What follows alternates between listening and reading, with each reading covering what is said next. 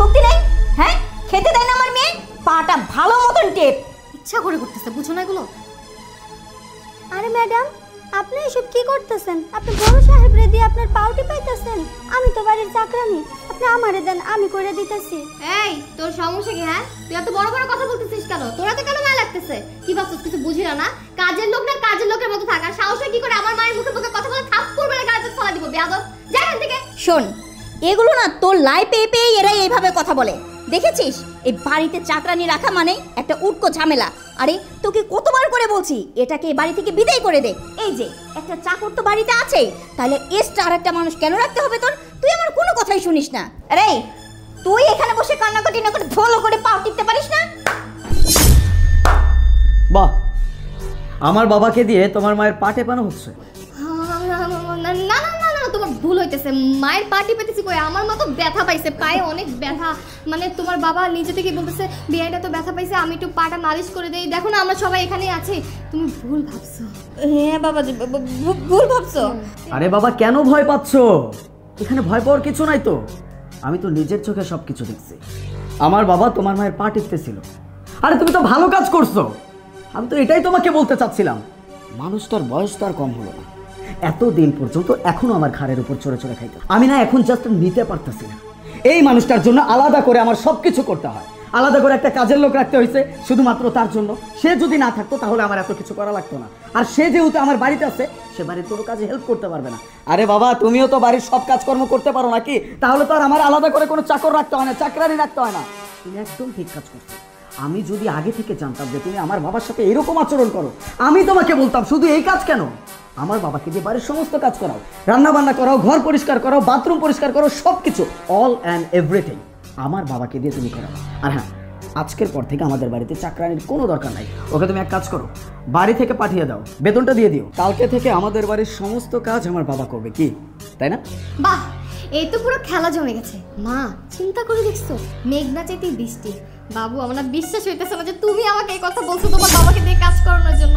বাবু, তুমি বিশ্বাস করবে না, বিয়ের পর থেকে আজ পর্যন্ত তোমার বাবাকে তো আমি শান্তিতে বসতেই দেই নাই। তোমার বাবাকে দিয়ে আমি কাজের লোকের মতো কাজ করাইছি। এই যে কাজের মেয়েটাকে দেখতেছো না, এটা তো যা শো হিসাবে রেখে দিয়েছি। আমি তো তোমার বাবাকে কাজের লোকের মতো ট্রিট করি। আর তাছাড়া তোমার বাবাকে কি করে জানো? যখন আমার যা ইচ্ছা আমি তখন সেই কাজ করাই। আমার মায়ের পা টিপাই, মাথা টিপাই। এই যে আমার মা কিছুদিন আগে অসুস্থ হয়ে গেছিল না, তোমার বাবাই তো আমার মার সেবা যত্ন করে সুস্থ করছে। আমার মাকে দেখতেছো না, পুরো চকচক করতেছে, বুঝছো? সারাদিন তোমার বাবাকে আমার মায়ের পিছনে লাগায় রাখি যে পা টিপ, মাথা টিপ, মায়ের কাপড় ধুয়ে দেয়, সব কিছু করবি, এভরিথিং। সংসারের কোনো কাজ ছাড়া তোমার বাবাকে তো বসতেই দেই না আমি। আর তাছাড়া এই যে তুমি সেদিন বলছিলে না যে ডালটা অনেক মজা হয়েছে, সেটা আমি রান্না করি নাই, তোমার বাবা রান্না করছে। আর আজ পর্যন্ত তো এই সংসারে আমি কিছুই করি না। যা কথা তোমাকে আমি রাতে বলবো। তুমি তো অনেক টায়ার্ড, বাহির থেকে আসছো, কি চা খাওয়া? হ্যাঁ। এই হাবলার মতো হা করে তাকাচ্ছিস কেন? আমার হাজবেন্ড কি বলছে শুনতে পাস নাই? যা আমাদের সবার জন্য চা বানিয়ে নিয়ে আয়, যা বলছি। একটাও কথা বলবি না, একদম জিভ টেনে ছিঁড়ে ফেলবো। কি ভাবছিস? হ্যাঁ, কি ভাবছিস? আমার বাবার সাথে আমি এরকম আচরণ করব? আমার বাবার সাথে এরকম আচরণ চলতেছে সেটা দেখে আমি চুপ করে থাকবো? তোদেরকে আমি সায় দিব? এতক্ষণ পর্যন্ত যা যা করতে আমি সবকিছু নাটক করছি শুধুমাত্র তোদের আসল চেহারাটা দেখার জন্য। ছি, এই ছিল তোদের মনে? সেই বিয়ের পর দিন থেকে আমার বাবার সাথে আমারই বাড়িতে দিনের পর দিন অত্যাচার হয়ে যাইতেছে। আমি কিচ্ছু জানি না। আজকে যদি আমি নিজের চোখে না দেখতাম তাহলে এটা হয়তো আরো অনেক দিন চলত। উপরে একজন আছে, উনি অন্যায় সহ্য করতে পারে না। দিনের পর দিন আমার বাবার সাথে এত অন্যায় অত্যাচার করে গেছে, আর আমি কিনা ঘুণাক্ষরেও সেটা টের পাইনি। আমাকে কেউ কিচ্ছু বলে নাই। বাবা, তুমি তো আমাকে অন্তত বলতে পারত। আরে তুই তো বাড়িতেই থাকিস, আমাকে কেন বলিসনি?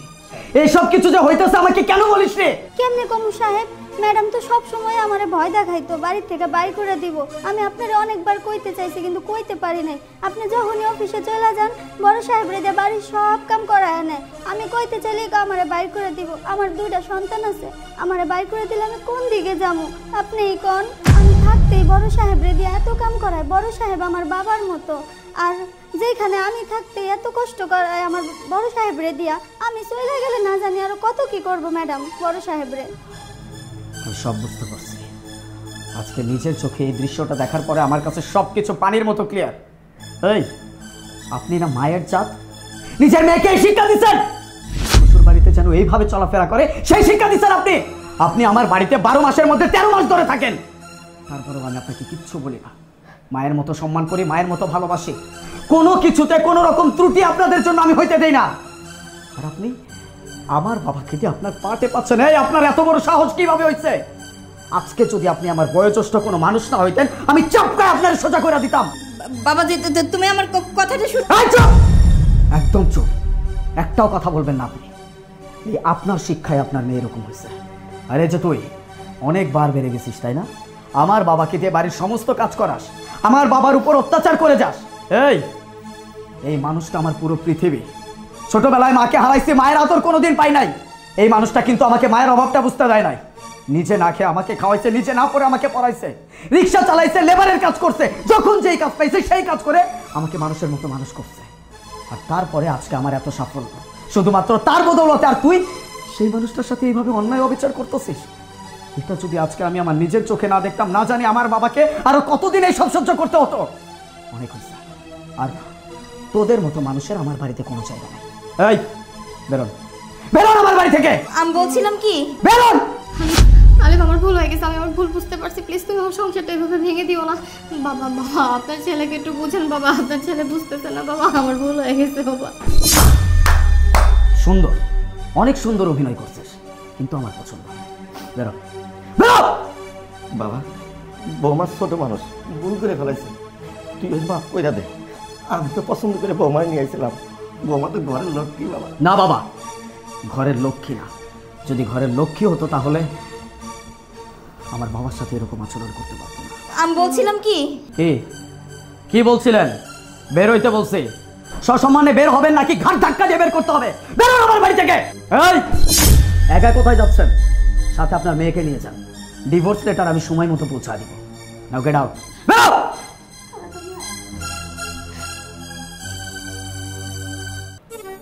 বাবারে, গর্বে আমার বুকটা ভরে যাচ্ছে। আমি তোরে মানুষের মতো মানুষ করতে পারছি, তুই অন্যায়ের প্রতিবাদ করা শিখছিস। সেই ছোট্টবেলা তোরে কোলে পিঠে করে আমি মানুষ করছি, কোনোদিন তোরে কষ্ট দেই নাই, কোনোদিন কষ্ট দেই নাই।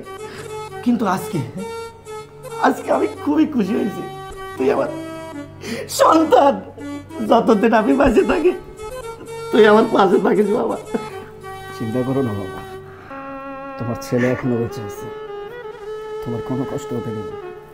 আজীবন দরকার পড়লে আমি তোমার সাথে এইভাবেই থাকবো।